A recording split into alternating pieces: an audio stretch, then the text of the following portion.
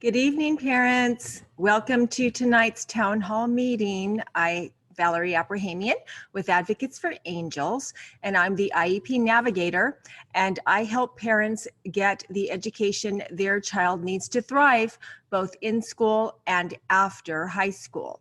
So I have these town hall meetings every Wednesday night to help parents in this new reality of special education, which includes virtual schooling. So parents, I want to talk to you tonight about the tips that you need to know and action you need to take right now in order for you to make sure your child receives the education they need next school year in terms of virtual schooling. So as it stands today, most districts are opening the next school year with three options. Either they're going to open up fully and give parents the option to choose virtual schooling if they don't feel comfortable sending their child back to school. Number two, they are going to open with a hybrid schedule where kids will go to school part-time in the school building and part-time with virtual schooling. The third option is that they're not going to open at all and they're going to provide full virtual schooling model. So those are the three options that districts across the nation are going to choose one of those options. Okay, so locally, and I always talk about CNUSD because that's my local school district. That's where I lived in that city for 30 years. My kids were raised there. My daughter Chanel went to school there throughout her school career. She has autism, and I advocated her throughout her school career. She was able to graduate with a high school diploma because I learned how to advocate, and during that time I also attended about 4,000 IEP meetings helping other parents to get the services, placement, and program their child needs to thrive and to get the education they deserve and have their rights endowed to them under IDEA. So parents, in moving forward, the next steps you need to take is number one, you need to request an IEP meeting. And you need to do it now because you want the clock to start ticking on the timeline for you to have an IEP meeting beginning on the first day of school. In my local school district, they've already started school because they are under a school year-round schedule. So the July kids already started a couple days ago. And so they are already underway with the virtual schooling model. So what they've decided to do is they're opening fully, and then parents have the option to choose a virtual schooling model if they don't feel comfortable sending their children back to school. So let's talk about some of that because I know a lot of parents are confused and they don't know which option to choose. So there's different considerations to look at.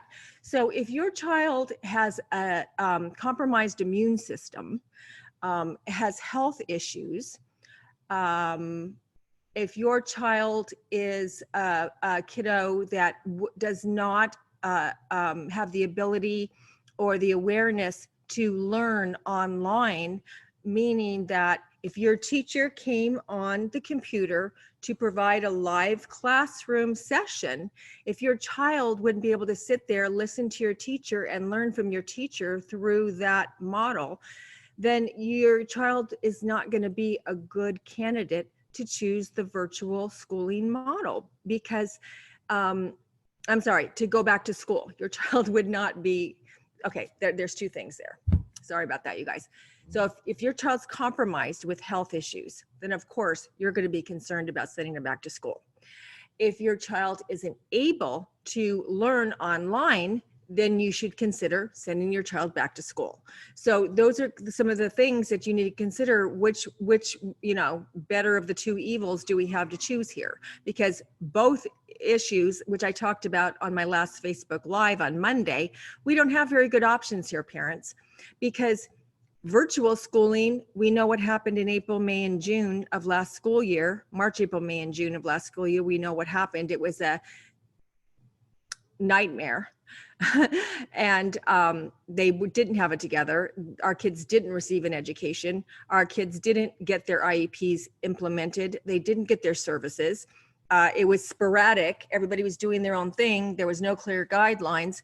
So moving forward, in the virtual model next year, or now, a lot of districts already open now, or if you're going to be opening soon in August, probably, districts must have a really solid and good plan for virtual schooling. Those teachers should have received very strong, in-depth, intensive training for technology on how to provide education virtually.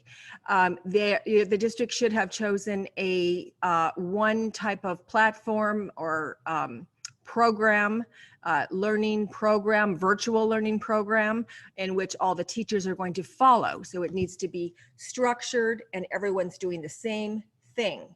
They need to have choose the one platform, because before they just said teachers do whatever you want. So they need to choose one platform like Google platform or something, so that's what every teacher is going to use, the same thing for kids to get online and learn on virtually from their teachers. Those teachers are required to get online and teach classes. This is the requirement, because next school year, the requirement for virtual is that it's going to have to be standards based. They're going to have a curriculum that is just like a curriculum that your child would be receiving in school. A standards-based curriculum. They have to take grades. Everything has to be graded. Everything has to be progress monitored. So data has to be taken on your child's goals and objectives, progress towards goals and objectives. Data has to be taken on your child's present levels of performance. Where's your child now after not receiving an education for 6 months? Where is your child now in present levels of performance and moving forward on working on the goals and objectives? How is the teacher going to be working on your child's goals and objectives? Now, you should be writing these things down, because these are the things you should be asking in your IEP meeting. How is my teacher going to work on my child's goals and objectives in a virtual schooling model? How is my child's present levels of performance going to be determined after my child didn't receive an education for 6 months? How are grades going to be given? When is my teacher going to be getting online to teach a virtual classroom? How many times a week? What time? What's the schedule? If your child is in junior high or high school, what's the schedule for your child in junior high or high school? When is, because your kid's got 6 classes. So what's the schedule for virtual online classrooms?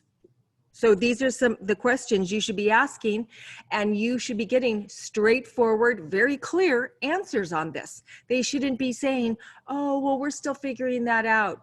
Oh, well, this might happen, or that might happen, or this teacher's going to do it this way, and this teacher's going to do it that way. No, it needs to be a structured, very precise and detailed plan that they've already put into place, that every teacher is well aware of by this time. Here we are, almost the middle of July, and everything should be in place by now. And that's what you should expect as a parent.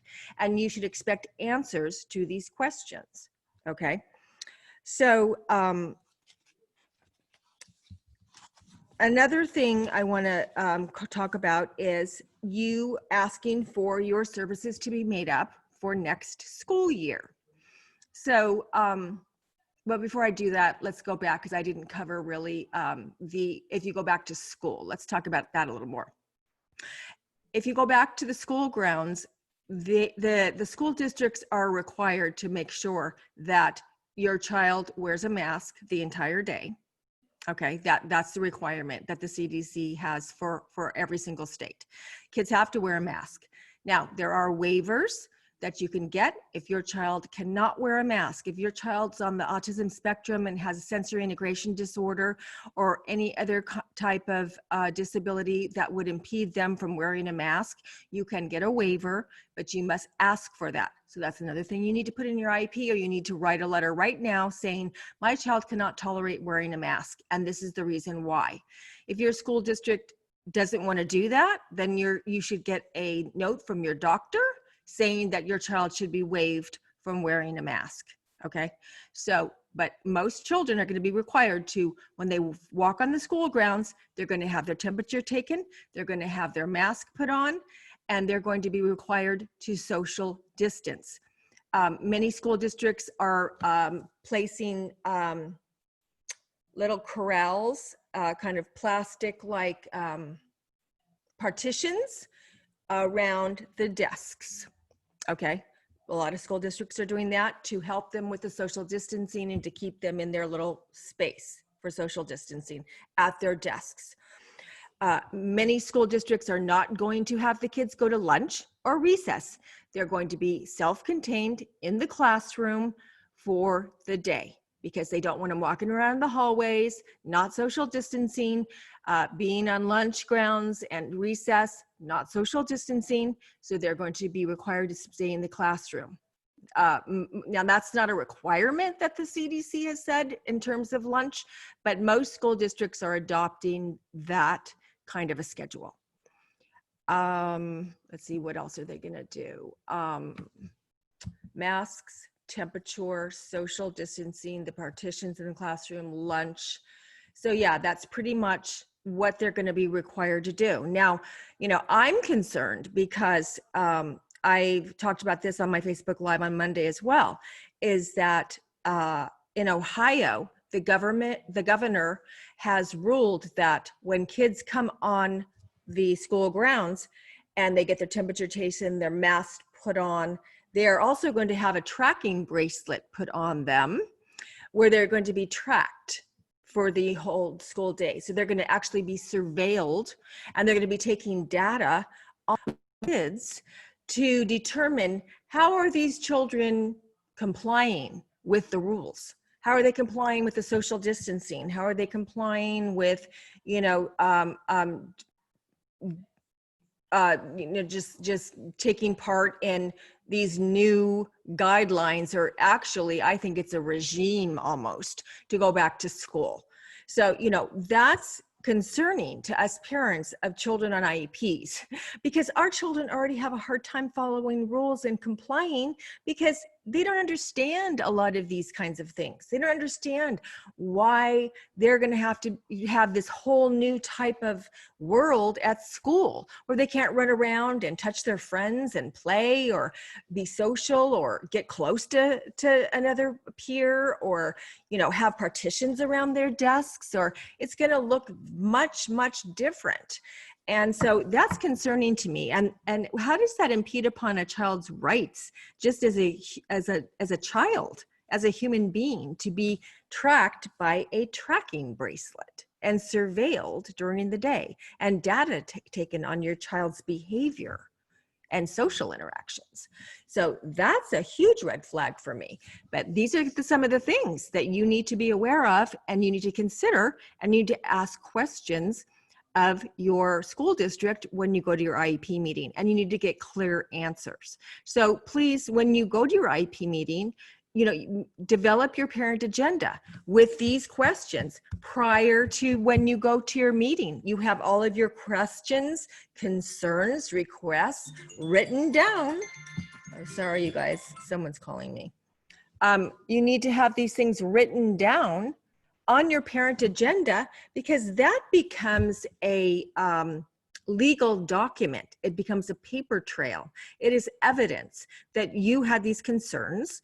And when you write stuff down, that becomes a paper trail and legal aspect for you to hold them accountable to answer those questions. And it also triggers a timeline, because if they don't answer those questions or you have a request, they have to either respond to your request right there in the meeting and write it down in the IEP, or they have to respond to you with a PWN, a prior written notice, 15 days after, and tell you that answer to your request in a prior written notice. So it holds them accountable to meeting your requests or concerns, and they can't give you the runaround and give you arbitrary, general answers. That isn't going to help you. Okay, so back to now compensatory education. So I've been talking about this as well a whole lot, but I just want to go over it once again, because I know that the majority of kids on an IEP did not receive their related services. It's also called designated instructional services, which is your occupational therapy, speech and language therapy, adaptive physical education, physical therapy, ABA, applied behavioral analysis, or your autism aid, your district aid. All of these different services, the majority of children did not receive them during March, April, May, and June.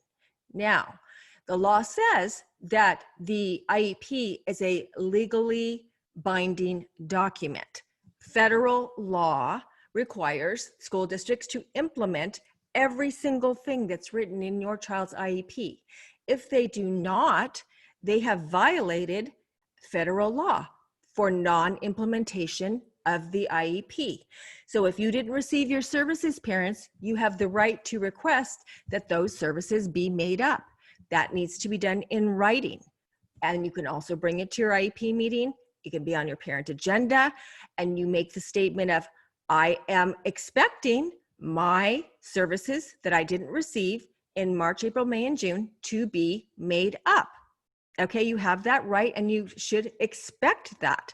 Now, if you don't ask for that, you don't put it in writing, you don't hold them accountable to it, you are not going to receive it. They're not going to just offer it to you and give it to you, because you have to think about this, parents. Let me take that example again of CNUSD, the Corona Norco Unified School District. They have 7,500 kids on an IEP in that one district alone.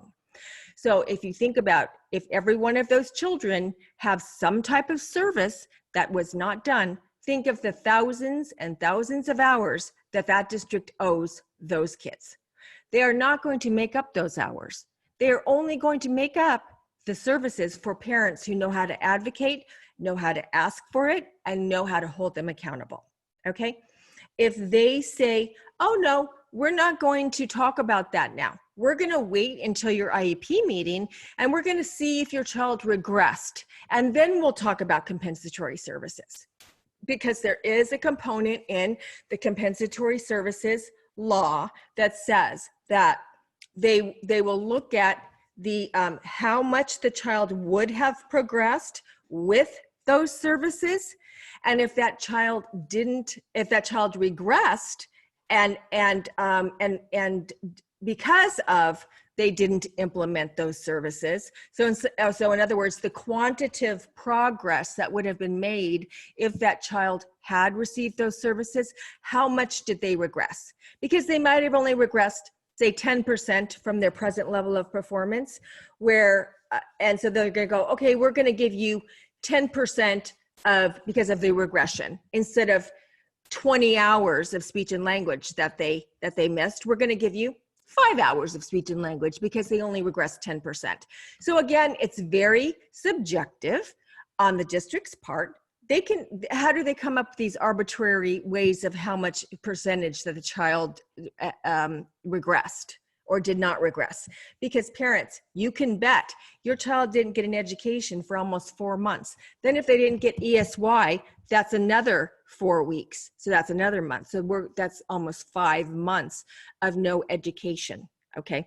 So statistics show that when kids go into summer, they know that kids regress 30, 40, 50% in language arts and math.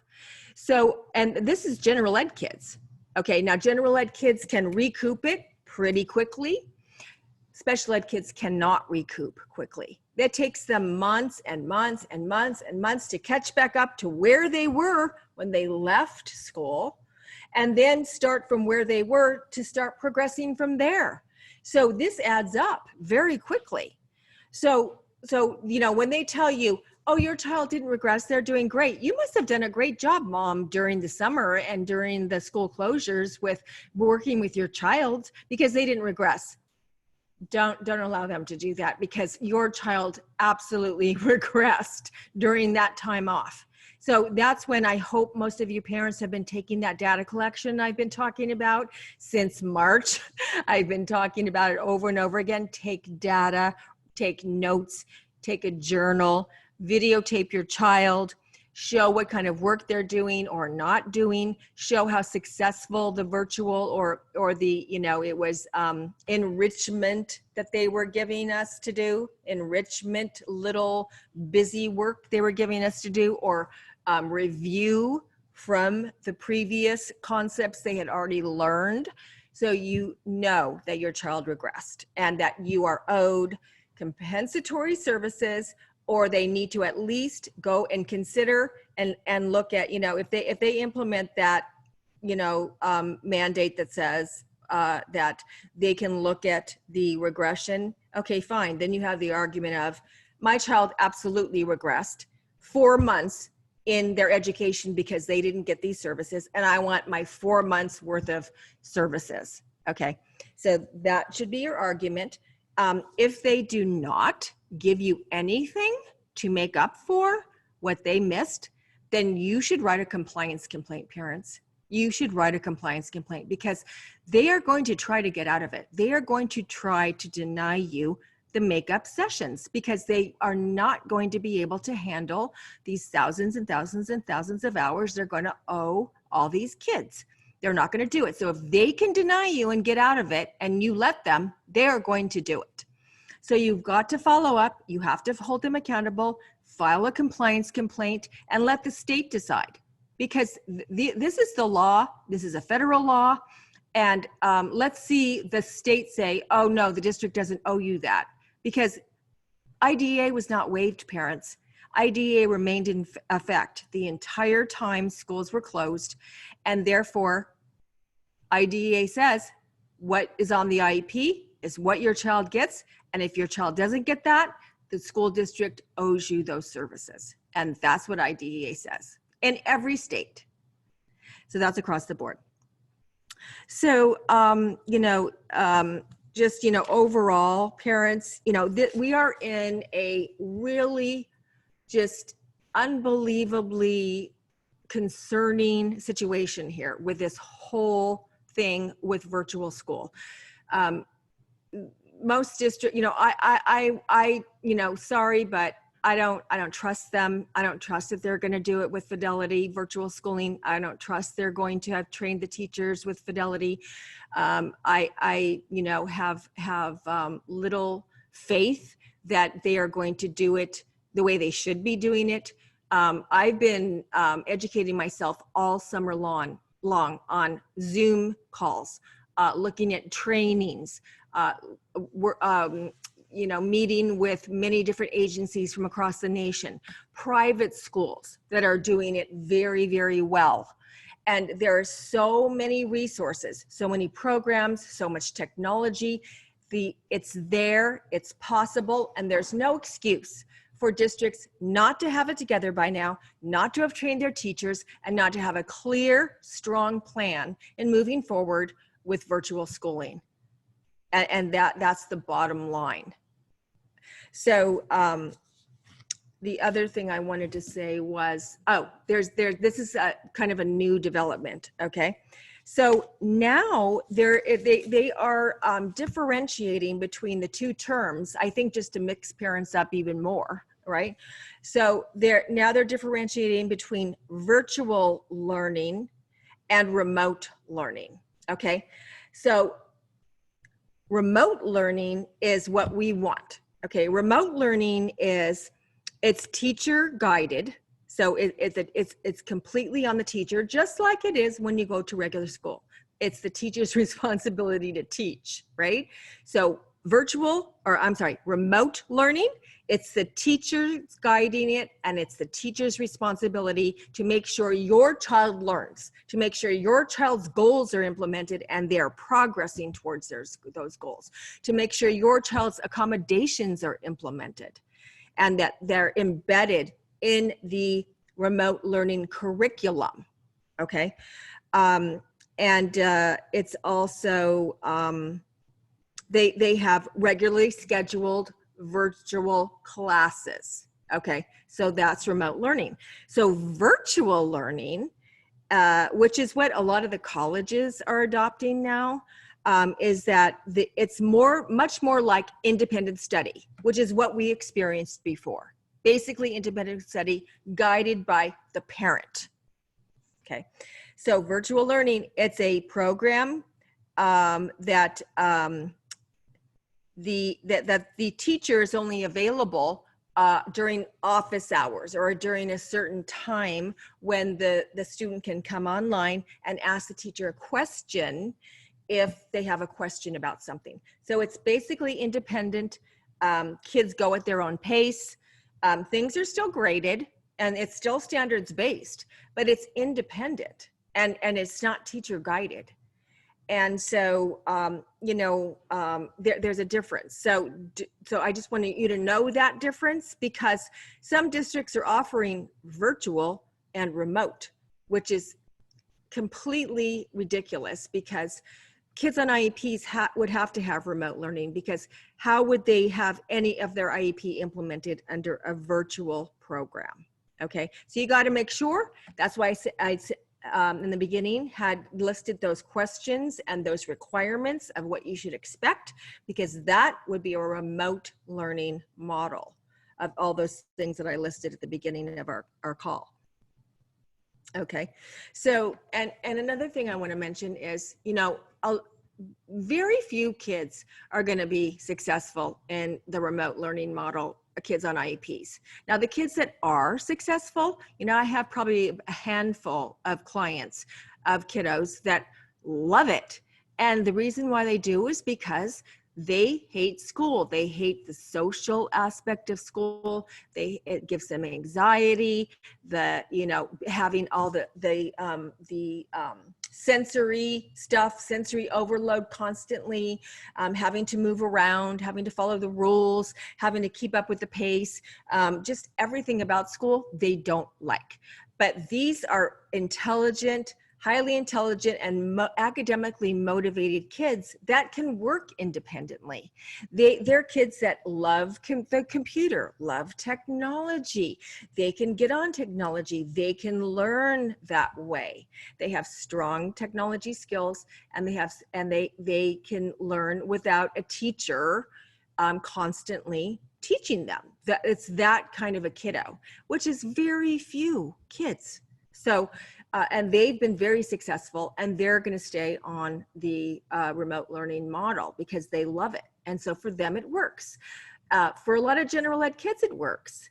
But the majority of children on an IEP, it does not work, does not work.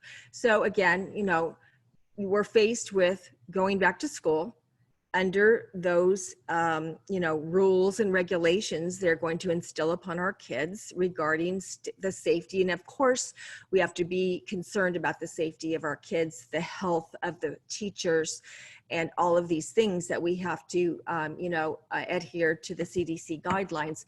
But you got to think about, is your child going to be capable of doing that too? So I just want to give you all the information. It's a very personal decision for every parent on what you choose as a parent, what's best for your child. There's no right or wrong answer or choice, and you have the right to make that choice, okay? So those are my tips for tonight. The new information that's coming out now, where we're at with schools, a lot of schools already opening for the year-round schools, and the schools that aren't, they're gonna be opening very, very soon, okay? So, does anybody have any questions or any new updates in your school district you wanna share with us, or questions about anything I just talked about? I have questions. This is Barbara. Hi. Hi, Barbara. I don't have questions about what you told me. That's an amazing information. I guess my question is about once you ask the district to give you prior written notice for denying ESY, how many days they have until they respond? 15 days till Okay. they respond with the PWN. Yes. They have 15 days from the day that you put it in writing. Okay. And then if you request records and they don't give them to you within 5 days, that's a compliance complaint, right? That's a violation of the 5-day timeline. Yes. And you can write a complaint. Anytime the district violates anything that's in IDA, you can write a compliance complaint on them. Now, you know, I wouldn't write a compliance complaint if they're, you know, 3 days over. But if it goes on, you know, a week past you got the records, how long has it been? It's been, we requested on the 26th. The 26th of June? Yes.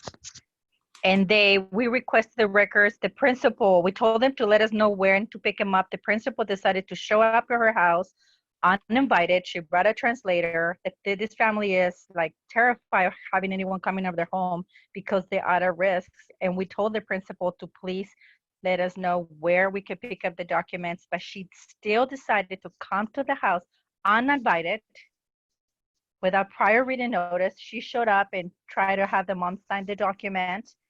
She wouldn't let the mom take a picture so she can send it to me so I can see what she was having her sign because she doesn't speak English. And when she told her that she was going to take a picture to send to me so I can look at it, they refused to give her the documents or let her take a picture of the stuff. Yeah. And they left.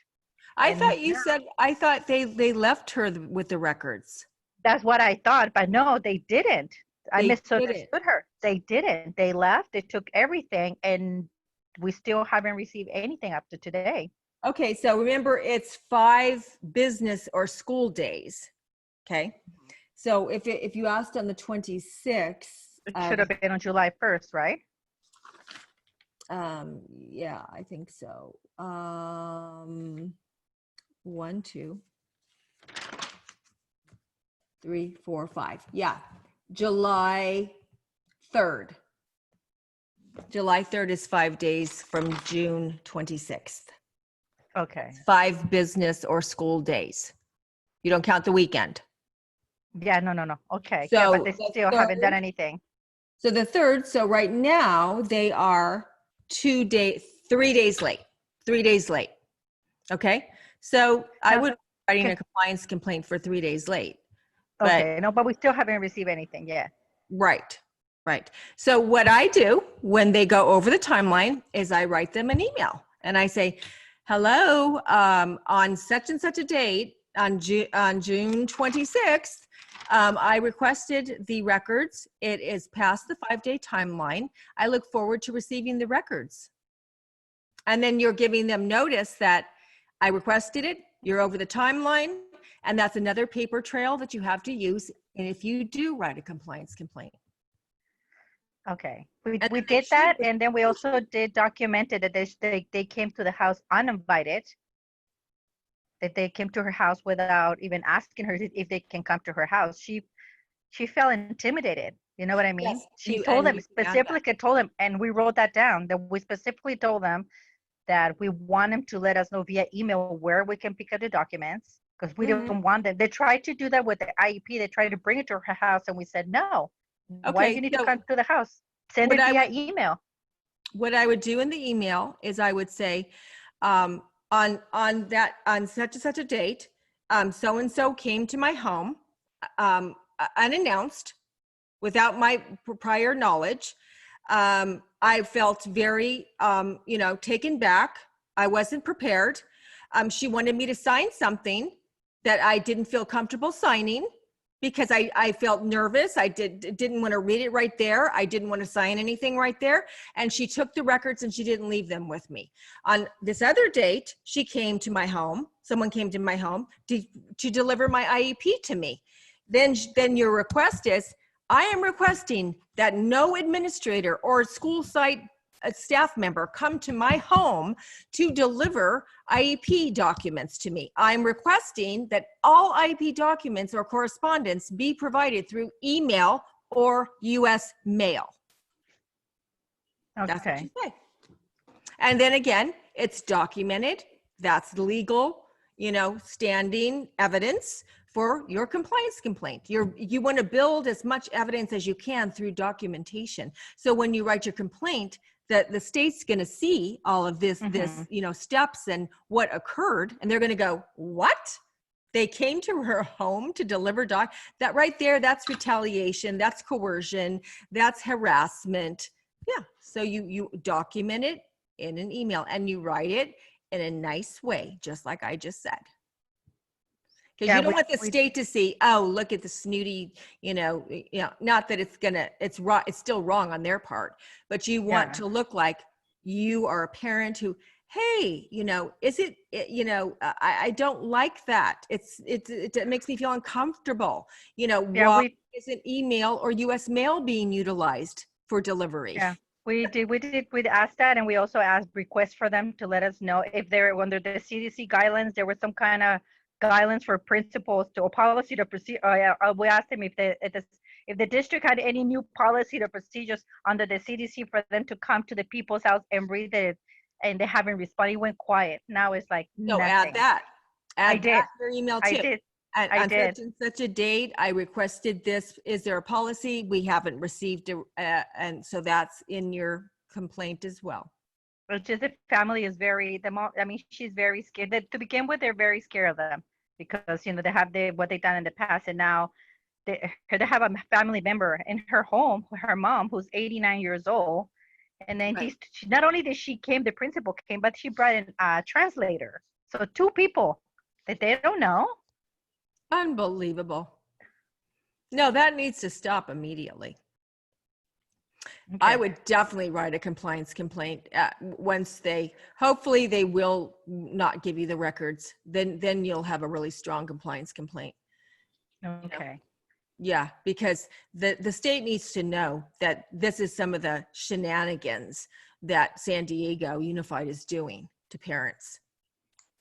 And to parents who, don't speak very good English. Yeah. They need to know that. Thank you. You're welcome. Who else has a question? Yeah, and I wouldn't continue to ask. I wouldn't answer the door. I hope she's not going to answer the door the next time they come. No, now they keep on calling her and asking her if she wants the email. She's just not calling them back. So I sent another email today, letting them tell us where and when we can pick up the documents. Why aren't they just emailing it or mailing it? I have no idea. They're supposed to. Yeah, San Diego Unified something else, Val. I mean, I guess you can go pick it up. I've picked up documents before, but we asked for everything, but they're not sending it via. They could have sent it via post. They could have put it in the mailbox, and it would have been documented that they send it on time, even though we receive it later. But they send it on time. Right, and that's the typical procedure for most records requests. When parents go pick it up, that's just being nice of the parent and saving the district some postage.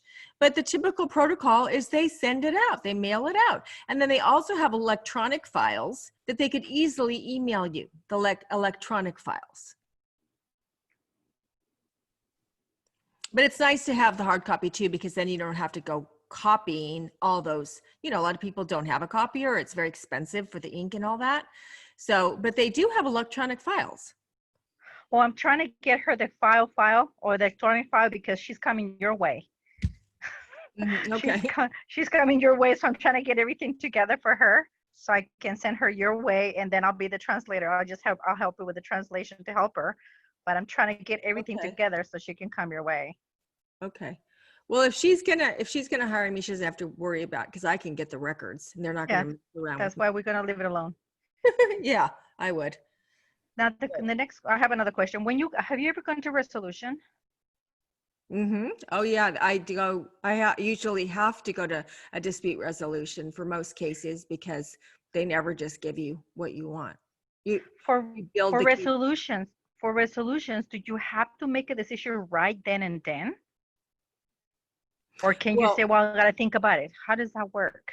so an alternative dispute resolution, it's not a mediation. A mediation, you have to make the decision right there and then. You don't have to in an alternative dispute resolution because it's just a conversation. So it's basically you presenting your, the dissent or the disagreement, and then you say, this is what I want to resolve that disagreement. And then the district says, okay, well, we're going to offer you this. And then you go back and forth, back and forth. It's kind of like a mediation, but not as formal, not as legal. And then you see if you can come to in the middle for a compromise and resolve it there. So, and you don't, if you don't feel comfortable, then it's not resolved. They might try to coerce you though into saying, well, it's on the table now. And if you don't accept it today, then it's not going to be on the table anymore. Because your district would do something like that. But so they could do that. Okay. Yeah. But, if it's, you should know if it's, something you're really going to be happy with, and they're not going to, they're not going to make you waive everything in the past, or, if it's not a settlement agreement, then, a settlement agreement, they couldn't make you sign and agree to right there. They couldn't do that. So it would have to be a pretty good offer for you to agree to right there at that time. Yeah. Okay. In a dispute resolution. I don't know. I feel like my attorney is going to want me to settle right then. I think she's going to want to settle right then and then. And oh, you guys are going to an alternative dispute resolution soon? Well, we just received it today. Okay. I just received the email, which I'll forward you the information, but I am like, I don't know. She's telling me that she's not gonna, if she comes, she doesn't get paid for come to the IEP to the resolution. But what if I bring her and I don't agree with whatever they give me, and she tries to, and she kind of, my own attorney tries to pressure me to agree to something that I don't. And if I don't, she's probably gonna say, well, under my contract, I was supposed to help you with this, and since you don't want this, then I'm no longer your attorney, and then I'm done with her bill, and I'm in a limbo with all of this. So she does want to go to this with you because she said it's part of the contract? No, she says if she comes, that the district will not pay for her to come to resolution. Right. That's something that I have to pay. Yeah, because see, you could go alone. If I were you, I think you should go alone and leave her out. Maybe you can get a better deal with her, not her there, than it with her there. I mean, she's not going to get you very much anyways. If they just tell you in the resolution, okay, we're going to allow your daughter to stay at the private school, then you got also there's going to be that monetary, right? The monetary too. So if they give you those two things, and you don't have to sign the settlement agreement that says you're going to waive everything else in the past, then I'd take it and run and get rid of your attorney. You don't have to, it's just a meeting. And so it's nothing really to be nervous about. If they offer you what you want and it's a better offer than the settlement agreement, then you should take it. And if you don't, if it's not something, you'll know if it's a lousy offer or not. And you can just say, no, thanks for the conversation. But, now we're going to see you in mediation. I guess my major concern is that it's not so much them, it's, I guess, my attorney. What if she wants me to agree and I don't agree? But she can't be there. She's not going to be there. She knew about the meeting before me. I thought they were going to send me the documentation. Right, but she's not going to be at the alternative dispute resolution meeting. So you're going to go by yourself and you can say you can agree to it or not agree to it. I think she's already... He's going to be really pissed off if you do that. Yeah. But if it's what you want, you have the right to do that. because you don't want her anymore anyway. So who cares if she's mad at you? Yeah. That's what I think. Who cares? She hasn't been a good attorney to you anyway. Yeah, that would be a good ha ha ha ha ha. Got you back for being a lousy attorney. But I keep on asking her, I keep on asking her, what is the balance of, and I sent her an email. I asked her, okay, so how much of your fees is going to be covered by them and how much is going to be covered by me? Can you give me an, so I know, I understand. Yeah. Like as far as the amounts. Yeah, I know. Hasn't been upfront with you the whole time on anything. So it's really a shame. And I want to give parents a tip on that too. So, yeah, please. Be careful, parents, when you hire an advocate or an attorney. Make sure you know who this person is. Research their background. Find out, ask other parents, ask other attorneys, call around. You can find out and get references. Make sure that this person, there are so many advocates that are lousy advocates that don't, that take parents' money, go to meetings and just sit there and never even say one word, and then take parents' money and not do anything. It's shocking to me how many times I hear this from parents when they say, oh, I had another advocate before you, Valerie. And I'm like, oh, really? Okay. Well, were they good? What did they do for you? Nothing. What do you mean nothing? They never said anything. They never even talked. And I'm like, what? I mean, it's so many times parents have said that to me, and it's like, that's a travesty that they even call themselves an advocate. If you have an advocate, they should be talking a lot at the meeting. I mean, it's just insane. And the same with attorneys. You can get really lousy attorneys, sadly, that are taking advantage of desperate parents that need help for their child. And then parents are paying, thousands and thousands and thousands of dollars to attorneys and then the attorneys don't even work in your favor. And sometimes they're more on the district side, because a lot of these attorneys, I'll tell you, a lot of them did used to work for the school district. And they kind of go back and forth. Sometimes they work for the parent, sometimes they work for the school district. They just want to make money. And it's sad. And their heart isn't really in helping the child, and they're not doing it because they want to help kids. They're doing it because they want to make money. And they see, desperate parents as a good way to do that. And it's disgusting.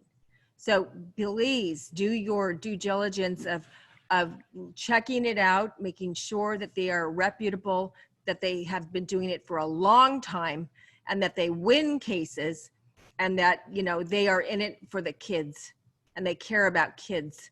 Because the good ones, they're the ones that have a child. Most special ed attorneys, a lot of them have kids. That's why they became special ed attorneys. Most advocates, the good ones, they have a child. Like me, I have a child. Most of them have a child. Those are the ones that okay, that's a really good clue that they're going to be good because they have a child and they've gone themselves. But what about when the lawyer says, oh, I have 3 moms in the Chula Vista School District that their kids were abused, and she's telling the mom, you got to put your kids back in the school district to get an assessment, to get an IEE. The same district that abused the child, why would you put the child back into that district? I have no idea. And that's not even true. And what good attorney would tell their client that? Hold on. They're and not only that, but what good attorney would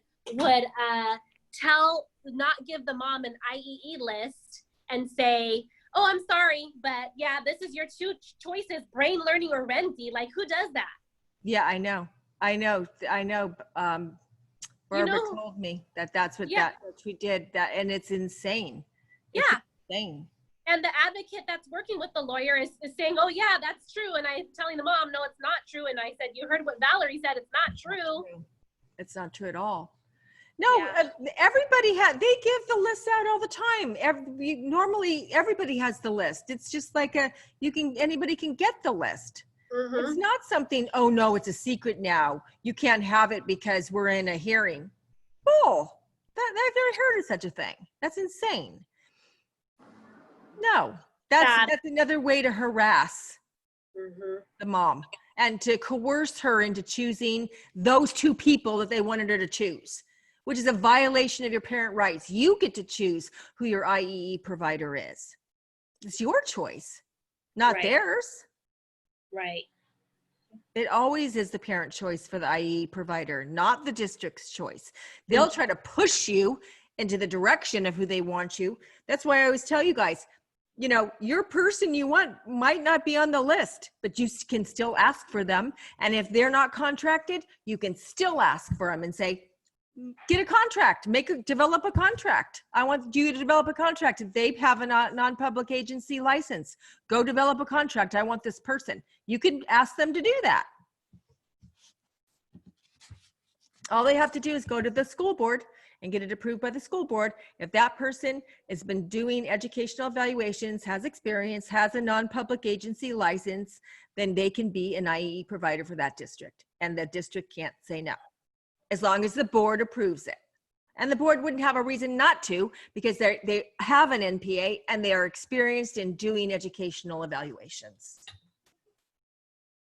Yep.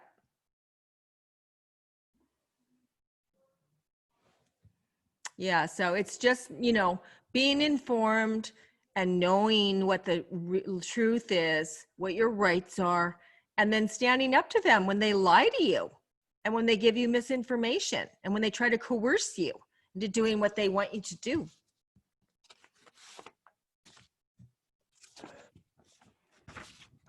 And the CUME file that you got from my school is still not complete. That's what you said. I By haven't the way. gone through it completely, so I didn't see it completely, but I guess we're going to have to ask for it from the district now. From Chula Vista. Yeah. Okay. But you know, we are going to write a compliance complaint. I'm just waiting because I want to only write one, and I'm going to add up the list. Yeah. Mm-hmm. Okay. So who else has a question about anything? Did all of you guys ask for your IEP to take place at the beginning of the school year? Everybody should be having an IEP at the beginning of the school year. Everybody. Even if you had one at the end of the school year, you should be having another one, because you need to make sure you know, unless you're going to go back to school and you had an IEP and everything's in place. That would be the only reason that you wouldn't want to have one. But most other parents, especially if you're going to be in virtual, you better be asking for an IEP meeting. Absolutely. Or it's going to be a mess if you don't get these things documented and your questions answered of what's going to take place next school year. Oh, the other thing I wanted to mention too that I just forgot. If you do choose remote learning, it's not going to be the same teacher as your real teacher in the school building. They are hiring virtual schooling teachers, okay?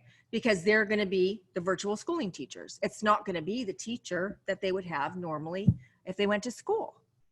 So that's also been a concern for parents. Now, CNUSD, I don't know about other districts across the nation or even in the state of California, but in this district, they are requiring it if you choose the virtual model and not going back to school, because they are offering school buildings open again, that you have to stay in for a whole semester. And then you can say, I want to come back to the school grounds.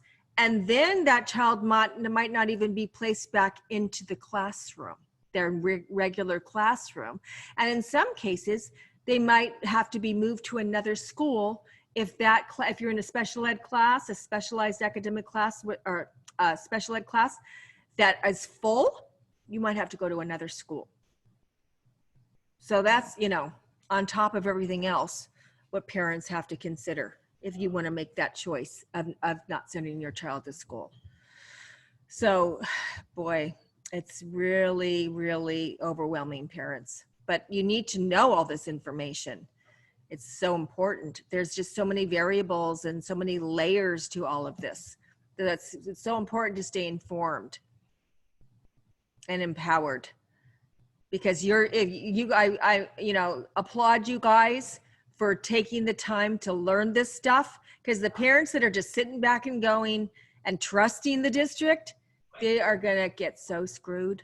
Those kids, they're not going to know what hit them, those parents. And I still see millions of those parents on Facebook saying things like, well, it wasn't good last year, but it's going to, they're going to figure it out. And I hope they're going to do it better. And well, I think they're going to, it's going to be okay. And things like that. No, it's really not. Not if you don't learn how to advocate and hold them accountable. It's not. But you know what, Valerie? Some of those parents, like, they want everybody else to do their job for them. You know what I mean? They want someone to advocate for their kids. They want the school to do it for their kids, but they don't want to do the job themselves, anything. Mm-hmm. So that's why I'm not helping everybody. I try to help the ones that I can, and that if they basically want me to do everything for them, I would just walk away. I'm like, no. Right. Yeah, because as a parent of a child in special ed, we are required. That's our job. I mean, that's what, what comes with being a mom of a special needs child. We are required to learn this stuff and to drive it. Because if you don't, you're going to get walked all over, and your kid isn't going to receive an education that they deserve. And, and it's also parents that have that mentality or attitude that, oh, well, my child has a disability. So, I'm just grateful for what they get, what the school district gives them. And, I don't want to ask for too much. And, I don't want to be demanding. And, like they think that their child's less than because they have a disability, or their child doesn't have the equal rights that a general ed child does. Our kids have equal rights to any gen ed kid going to school. Our child has equal civil rights as a human being to be educated to the maximum extent possible according to the law. Our child, they have gifts and talents and abilities and just like any other child that is neurotypical. And, I just, that kind of attitude really bothers me, you guys, because, they just don't know what a gift their child is. Our children have so many gifts and talents. They're so amazing in so many ways. And they teach us so many things about empathy, about equality, about diversity. It's like, it's so unjust to think and believe that way. And they're like promoting our child to be discriminated against by having that kind of an attitude.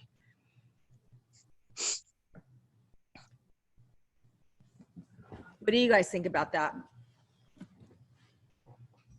I know none of you guys think that way, but I'm sure you've seen parents that have that kind of an attitude. Plenty. Unfortunately, plenty. The I'm too busy to help my kid attitude. Mm-hmm. Yep, absolutely. Because, we don't know what our child's potential is, how far they can go, how far they can learn, what they're going to achieve. We don't know that, and neither does anybody else. So, we have to give them every opportunity to get to their potential, to reach their potential, to support them in any way we can, so that they can thrive and get to the place. Just like that's what general ed kids get, right? General ed kids get every opportunity to reach their potential in life through education. Our kids get the same thing. So that's why I get really angry when I hear a psych or a principal or anybody say, oh, well, your child's never going to learn to read, or your child's never going to be able to make it in general ed, or your child's never going to do this or never going to do that, or your child's cognitive ability is going to, impede them from getting to this level or from doing this. How the heck do they know? They don't know what the future holds for your child, how far your child's going to progress or learn, or what's going to be their ability level. That they know what's happening right now, but is that child getting everything that they should be getting? Probably not. Because when we have all the pieces put together, the pieces of the puzzle, they might have one here, one there, and one there, but the whole pieces aren't in there. When you make sure that all the pieces are in place, then we're going to see how far that child can go. And that child's going to show us, sometimes the child will show us, hey, I can't make it right here in this place. I need more support, or I need to be moved over here. Our child will tell us if something's not okay and they're not happy, or they're not doing something right, that either something's got to be changed, they need a different service, something's up. So, and that's what we have to pay attention to. Not just that, oh, well, they're acting up, so now put them in the severely handicapped class. No. Now, one quick question, Valerie, about the PWR. If we don't receive anything within 15 days, do we just send them another email saying, we haven't received the notice for the PWR, or? Yeah, so that's what I always do.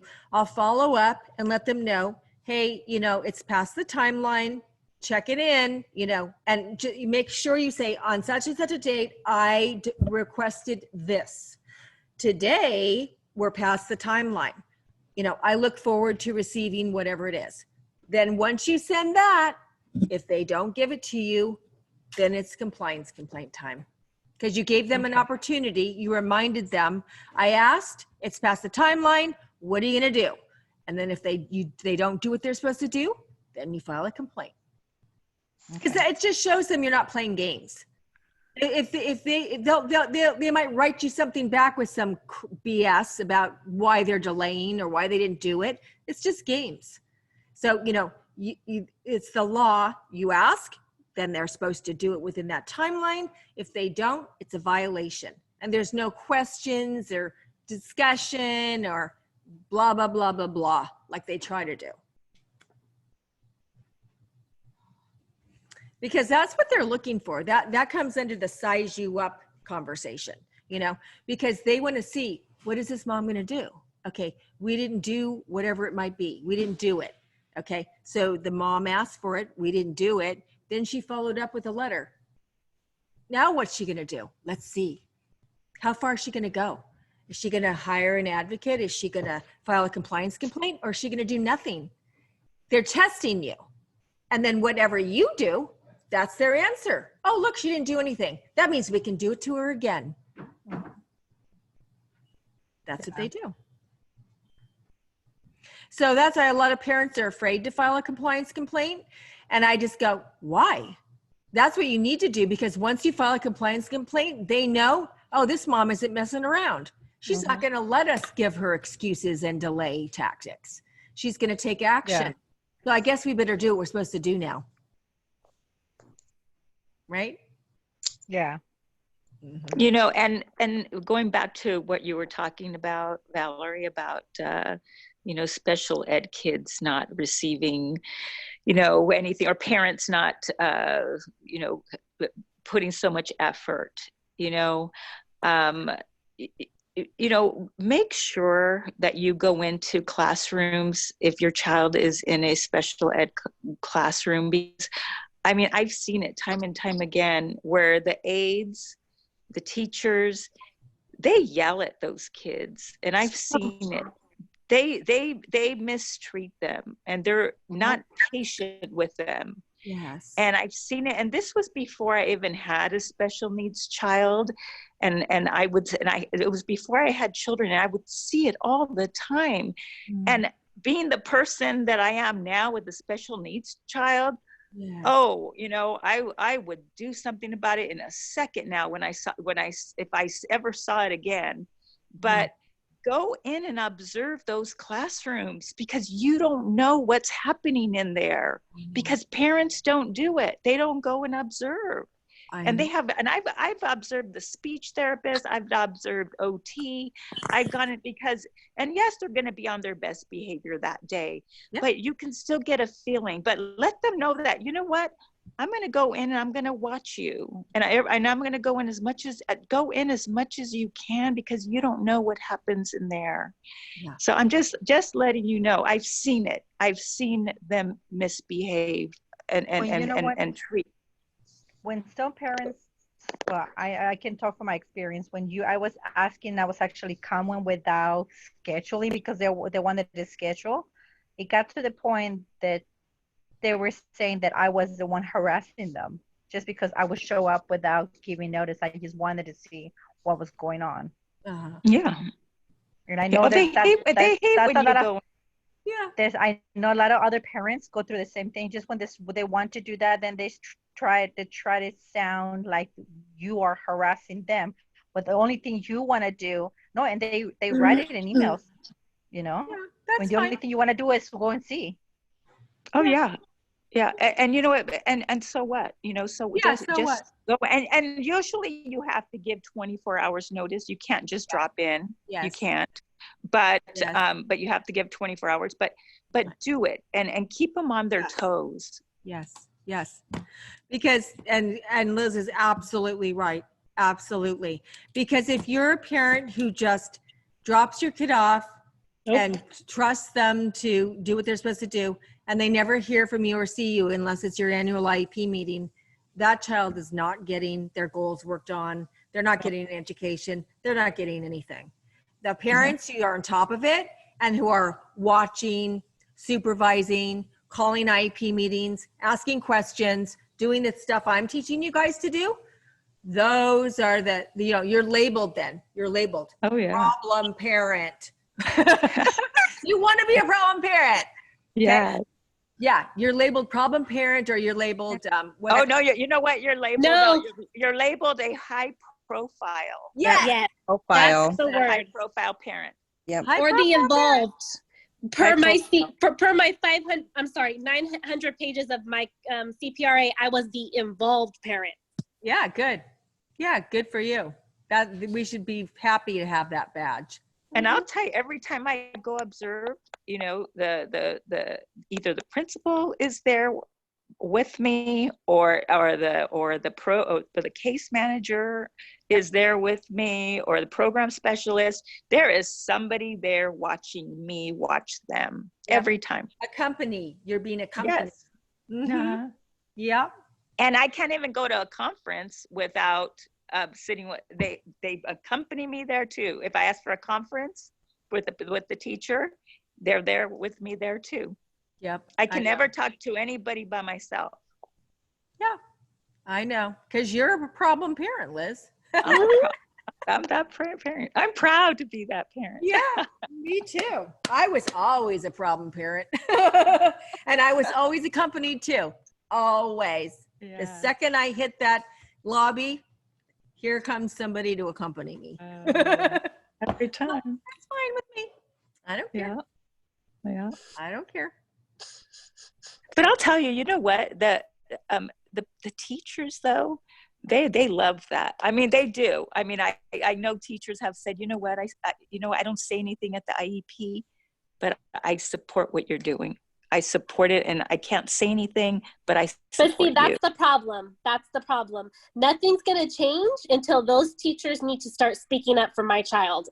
Because I don't want to hear about how much you care if you're not going to talk. If you're not going to stand up for my child, then you don't care. There's not going to ever be a change until they get up and they start saying, this stops. I know you guys are retaliated on. I'm a nurse. I go through the same thing. For any day for my patient, I would stick up for my patient. Exactly. And I agree with you 100%. And, but I do that for my students, and I'm hated for it, but I don't care. What are they going to do? They can't touch me. But teachers don't know that they can speak up, because in IDEA, it does say that a teacher can speak up for a child, but I went and I researched that. Yes. As long as the parent knows what you're doing and they're for what you're saying, Yes. a teacher can, but nobody tells us that we can. We've Right. never been told that we can. I had to research and find out. And I researched, it says a teacher can. Yes. And so, A but teacher can teachers don't advocate. know. They don't know. But I'll tell you, when you do, you're looked down upon, and you're the psychology. Everybody on that IEP team doesn't like you very much. But you know, Right. I could care less as a teacher. But teachers don't know. They really don't know. Mm-hmm. Yep. And like you say, the ones that do know, they don't want to, because they don't want to cause problems. They don't want that uncomfortable feeling of, oh, you know, she's not on our side. She's not sticking with the education. Yeah. She's on the other side. She's on the dark side. She's on the parents' Yes. side. You know, I actually had a program specialist say to me one time, oh, well, you know, that teacher went to the dark side. I'm like, Yeah. The kids' side? That's the dark side? Really? Oh, Yeah. okay.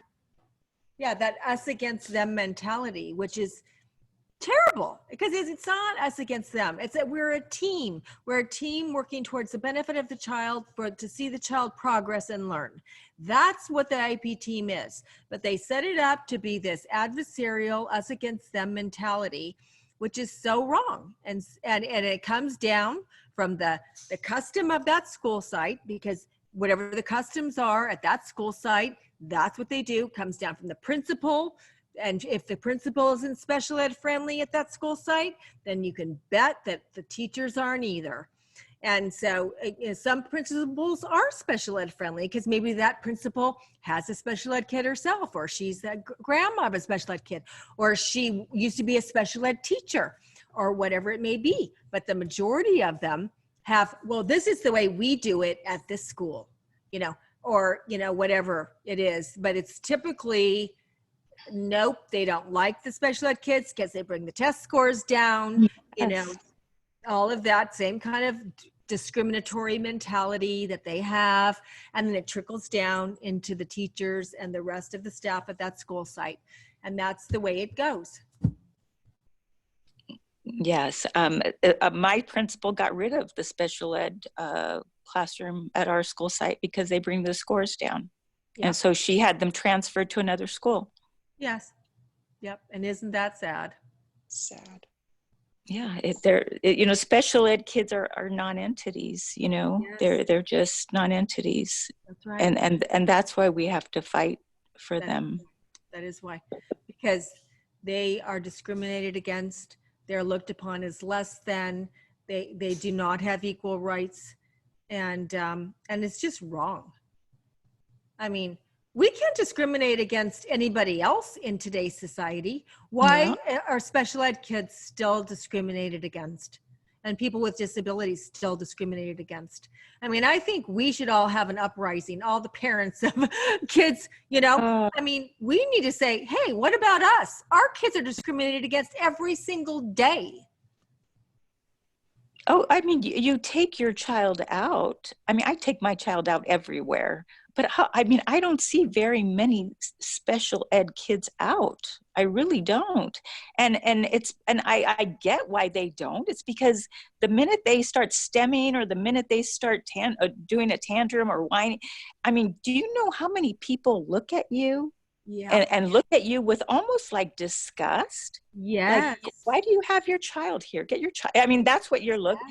I mean, and that's what you deal with. I could care less. I will put my child in their face. You know, I'm like, this is my child, and you better not say anything to me about my child, because you will hear me. Yeah. And so, and I take my child out in public all the time, because I'm not going to hide my child. Nope. I know. Exactly. Yeah. Society, our education, everything. It's still in the dark ages when it comes to special needs kids, and the mentality and the belief system, and just the people are just uncomfortable still. So uncomfortable around them. It's like, are you kidding me? Autism awareness now has been around for, 20 years, and you're still shocked or uncomfortable when you see an autistic kid STEM or do something. Yeah. Give me a break. I mean, how many millions of their population of people on the spectrum are there today? So many. People shouldn't Yeah. be shocked anymore. Mm-mm. It's a big part of our population now in the United States, across the world.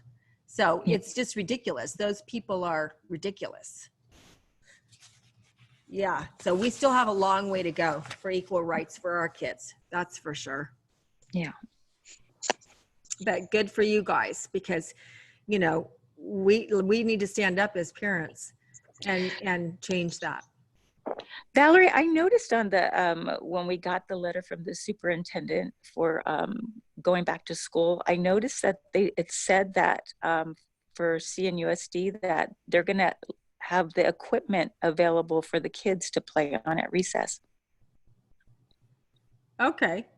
You know, I talked to an administrator today and 2 yesterday, because I have lots of those questions like that, Liz, because I'm getting conflicting answers, because that letter that he sent out, then they're saying the exact opposite. And that was one of the questions. I'm like, what is it? Are they going to go out for lunch or recess, or are they not? Because that letter said that they are, and now you guys are saying that they're not. And she said, you know, Valerie, it changes every day. You can't, you know, just like they said they're opening, then they're not opening, now they're opening. So, you know, it's the same thing that, you know, it's going to change. And a lot of that stuff in that letter is not correct information. Yeah, I found that very odd. And, you know, I talked to my daughter's pediatrician today about an ear infection, and she started talking about COVID. And she said she's seen more and more kids coming in to the office with COVID. Really? More than usual. I mean, oh yeah, like now it's starting to happen. And she said that COVID, this is a pediatrician, said that COVID is in the air. It's not just like on, you know, metal, but it's in the air.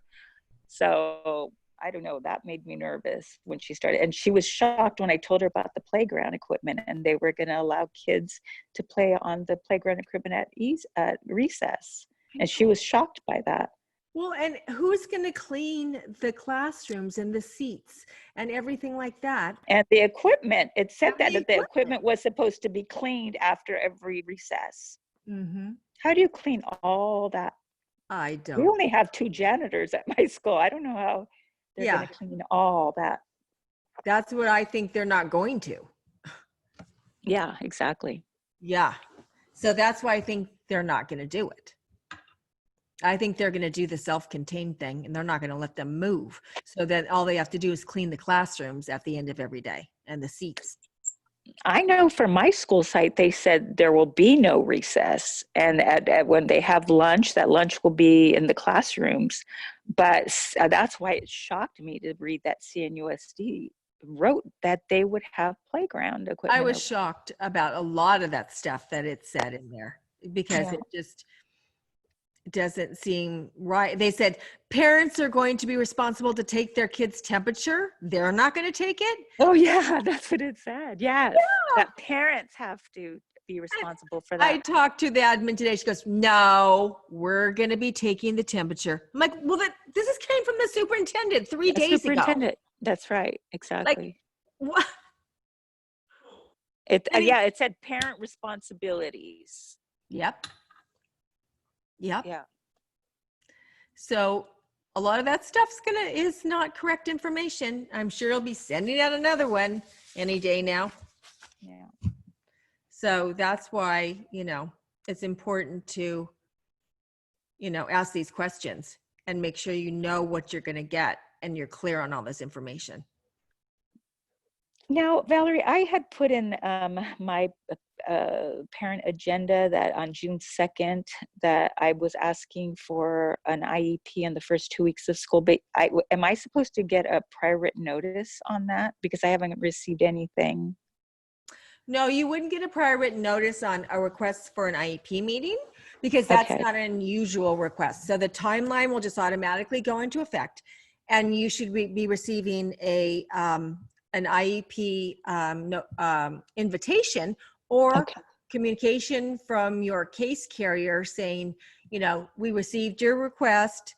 Mrs. Veal, for an IEP, you know, we're looking at this and this date, what's the best, because that's what they really should do. They should check with you first and come to an agreed upon date that's convenient for you and them, and then send you the invitation. So I would be looking for that, you know, shortly after school begins, and then I would write another email and say, you know, when can we start looking at dates, Okay. and follow up like that. All right. So Kate, how are you doing? Hi Val, I'm good. I had a question. Okay.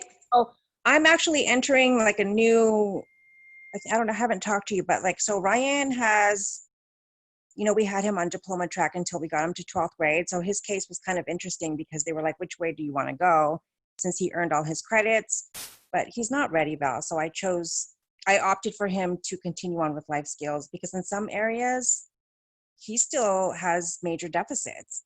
Okay. And so I've chosen to keep him, you know, for him to continue on.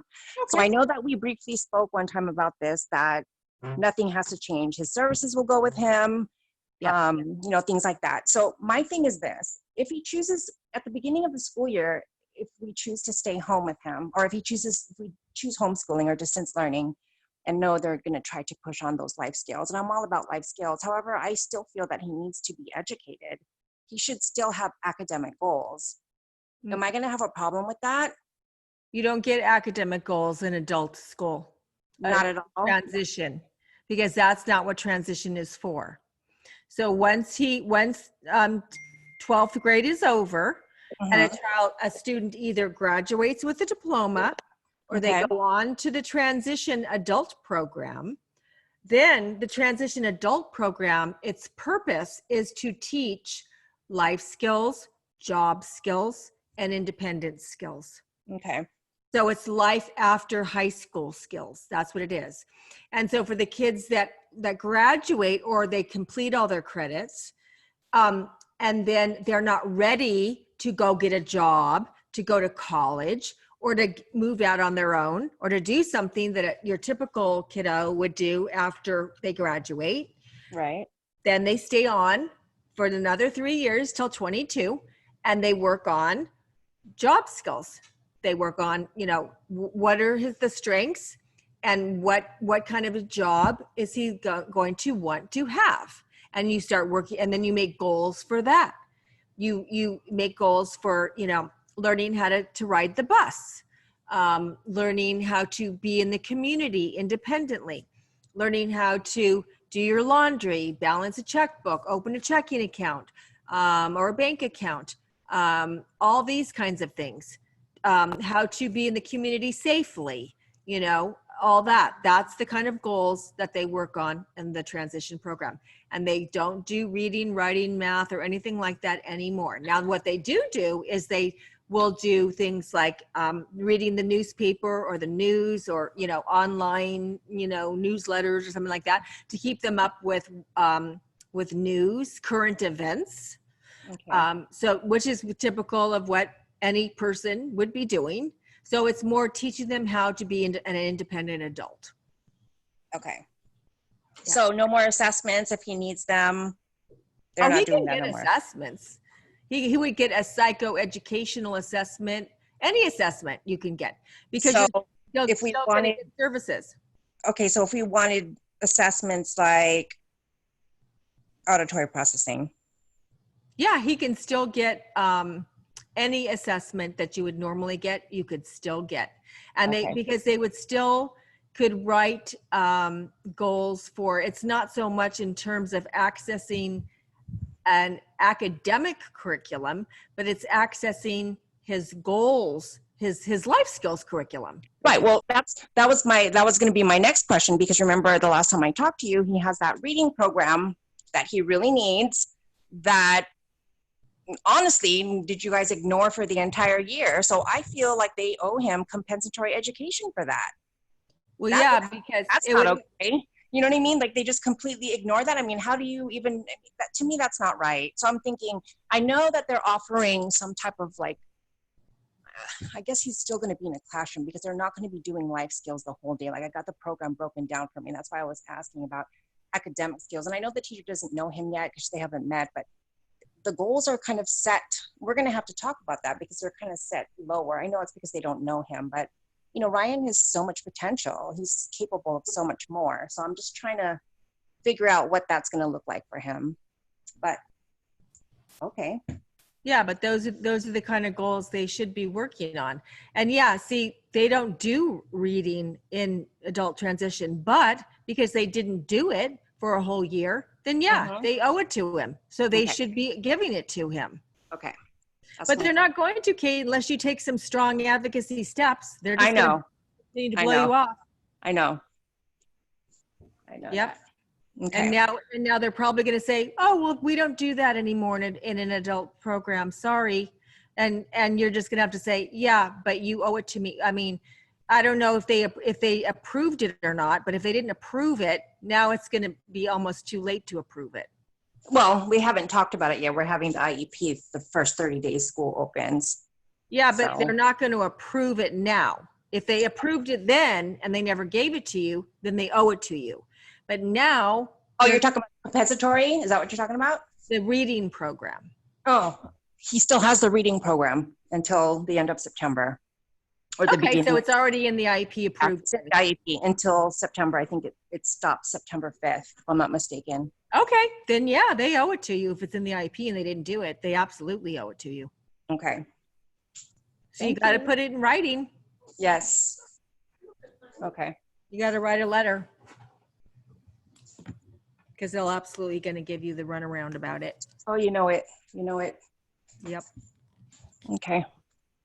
Okay, guys. Well, it's 6:26. So thanks you guys for attending. And remember, my Facebook Lives are on Mondays at 10 o'clock. It'd be great if you guys could join live because it really helps my algorithms if people are there live on the call and like it. It's going to help me with my When do you have it though? When is your Facebook Lives? on Mondays? Mondays at 10 o'clock. Okay. Mm-hmm. So if you just come on and I'm doing it every Monday now at 10 o'clock and my Wednesday night. And then, yeah, that'd be Your awesome. And if Wednesday you night, guys can- Valerie, I'm sorry, your Wednesday nights, when do you send the link? Is it always the same link? it's or is it always the same link. It's always the same Okay. link. Yeah, so once you sign up, it's always that same link. So it's only for people that have never registered to get the link. They would have to register. Okay, got it. Always the same link. Okay, so Okay. I can tell my clan. Okay, thank you. Okay, Thank you, guys. Val. Okay, have a Bye. good week. Bye. Bye Bye-bye. bye.